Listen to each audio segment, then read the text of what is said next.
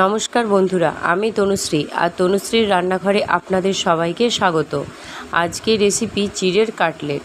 প্রথমে চিড়েটাকে দুবার ভালো করে ধুয়ে জল ঝরিয়ে একটি পাত্রে নিয়ে নেব। সাথে দেব একটা সেদ্ধ করা আলু। আমি চিড়ের পরিমাণ অনুযায়ী সব কিছু মশলা দিয়েছি, আপনারা চিড়ের পরিমাণ অনুযায়ী সব কিছু মশলা দেবেন।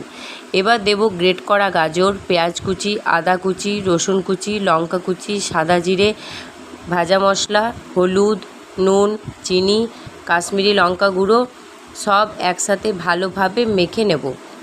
এবার ভেজিটেবিল চপের আকারে শেপ দিয়ে বানিয়ে রাখবো একটি পাত্রে। এরপর বানিয়ে রাখা চপগুলোকে ডিমের গোলায় ডুবিয়ে বিস্কুট গুঁড়োয় কোট করে নিতে হবে। এদিকে কড়াইয়ে তেল গরম হলে মিডিয়াম আঁচে কড়া করে ভেজে নিতে হবে। কড়া করে ভাজা হয়ে গেলেই তৈরি চিড়ের কাটলেট। নমস্কার বন্ধুরা।